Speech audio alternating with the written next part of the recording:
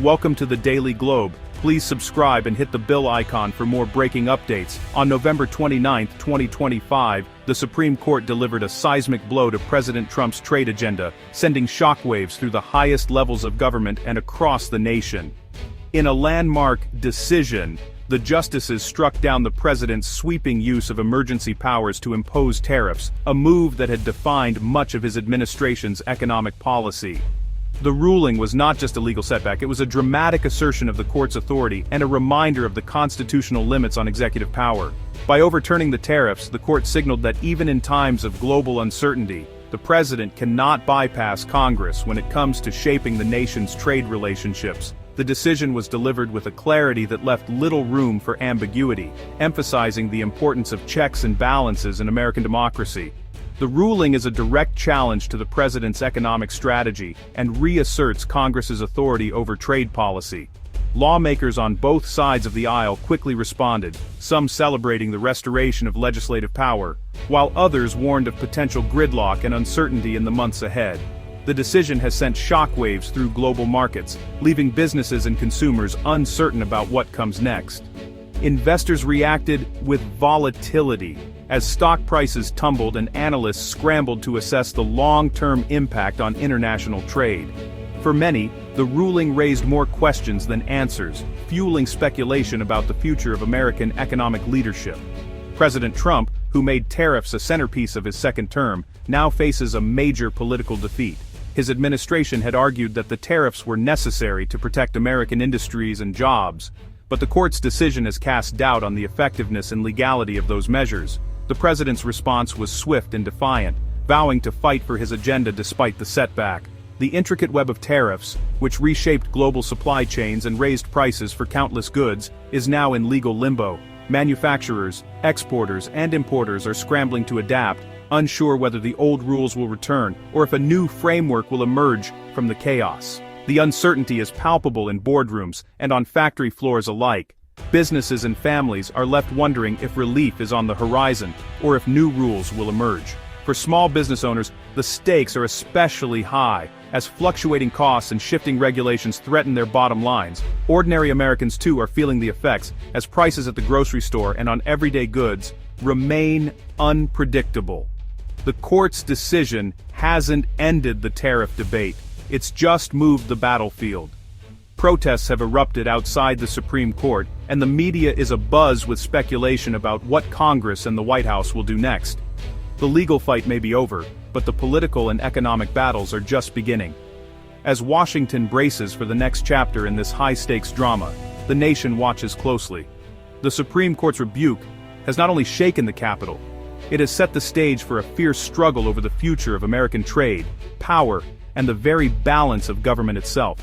To truly understand the significance of today's Supreme Court decision, we need to turn back the clock to April 2025, a month that would become a turning point in American economic and political history. It was then that President Trump, in a move that stunned both allies and critics, invoked the International Emergency Economic Powers Act, or IEEPA, to announce sweeping new tariffs.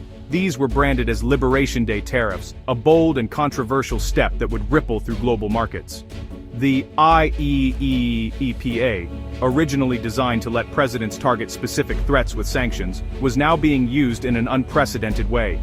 Instead of focusing on narrow, targeted measures, the administration stretched the law's intent to justify broad tariffs against major trading partners like China, Mexico, and even some European allies, sidestepping Congress entirely.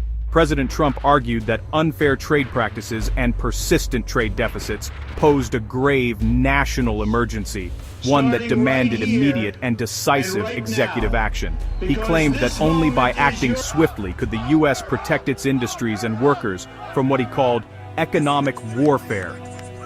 The administration's strategy was clear. By making imports more expensive, they hoped to force foreign governments to the negotiating table and encourage American companies to bring manufacturing back home. Supporters hailed it as a bold move to revive American industry and restore lost jobs. But the backlash was immediate and fierce. Critics, including prominent legal scholars and lawmakers from both parties, warned that this was a dangerous misuse of emergency powers. They argued that the president was setting a precedent that could undermine the balance of power for years to come. Their central argument was rooted in the Constitution itself. The power to regulate trade and impose tariffs belongs to Congress, not the president. By bypassing the legislative branch, they said, the administration was eroding a fundamental check on executive authority. Despite these warnings, and a flurry of lawsuits, the Trump administration pressed forward, setting the stage for a dramatic legal showdown that would test the limits of presidential power in the modern era.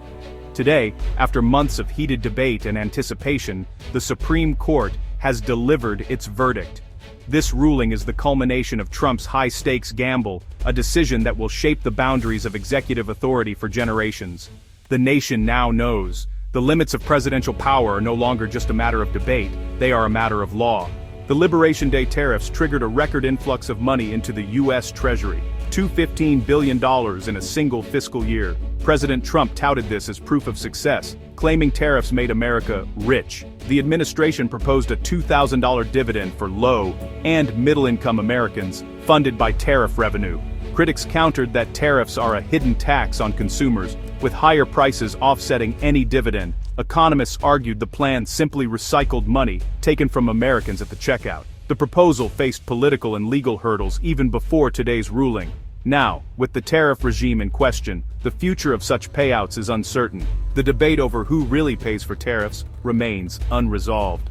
The Supreme Court case drew national attention, spotlighting the limits of presidential power. The administration argued the IEEPA allowed decisive action against economic threats, but justices were skeptical. Justice Barrett warned that upholding the tariffs could set a precedent for unchecked executive action.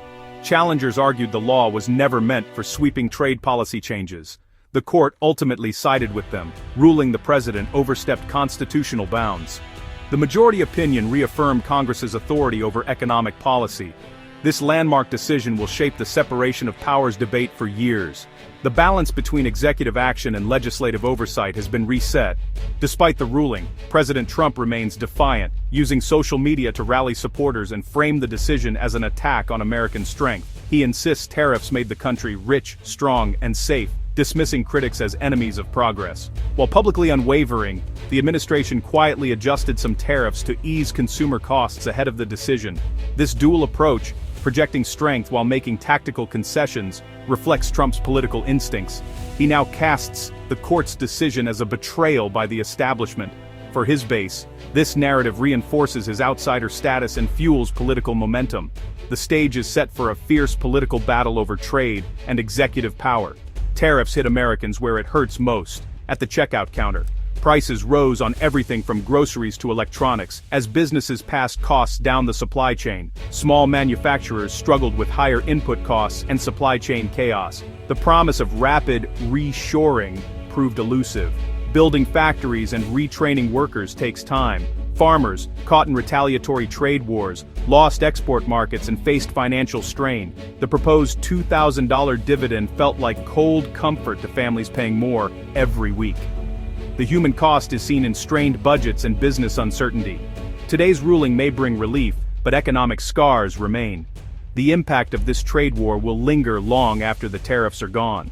The Supreme Court's decision is a pivotal moment in the ongoing debate over presidential power. By rejecting Trump's use of the IEEPA for broad tariffs, the court reasserts Congress's constitutional authority over economic policy. The ruling curbs the trend of presidents bypassing Congress through emergency declarations. It signals that future presidents must negotiate with lawmakers, not act unilaterally. The decision's impact will extend beyond trade, shaping how emergencies are handled in areas like climate and immigration. The judiciary is drawing firmer lines on executive authority.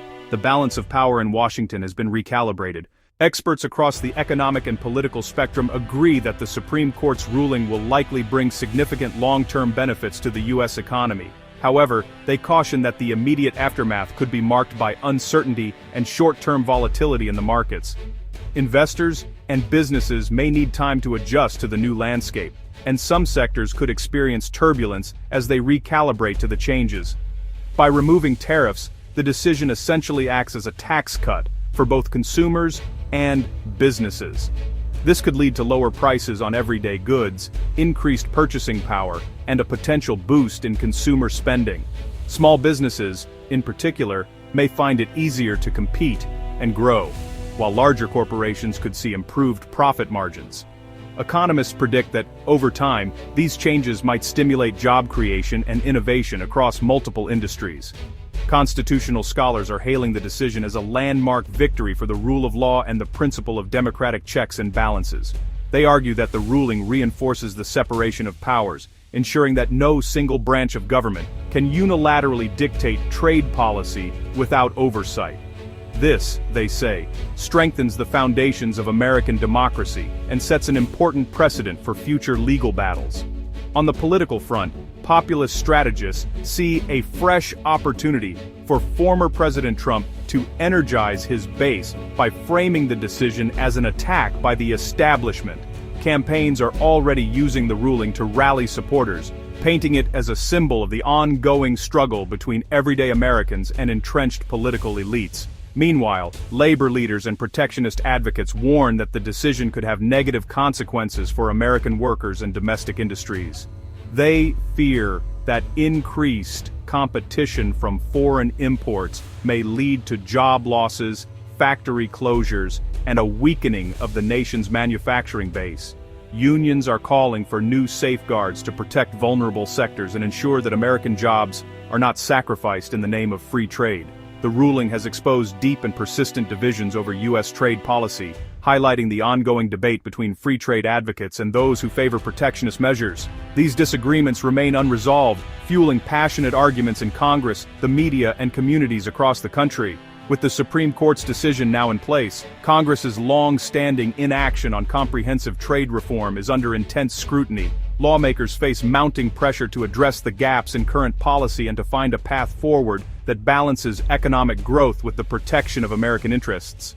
The national debate over how best to protect American jobs while respecting constitutional limits is far from over. As policymakers, business leaders, and workers grapple with the implications of the ruling, the search for common ground continues. Ultimately, the fallout from this landmark decision will shape the direction of American politics and policy for years to come, influencing not only trade, but the very nature of government power and accountability. The Supreme Court's ruling marks the start of a new, uncertain era for American trade policy. The administration must now dismantle the complex tariff system, facing legal and logistical challenges. The political fight shifts to Congress, which must now craft a long-term trade strategy. For families, lower prices may be on the horizon, but some industries will face renewed competition. The promised $2,000 dividend is gone. Focus returns to traditional economic policy. Policymakers must balance support for workers with global competitiveness and constitutional norms. The responsibility now falls to Congress and the White House to build a sustainable trade policy. The world is watching as America redefines its economic future.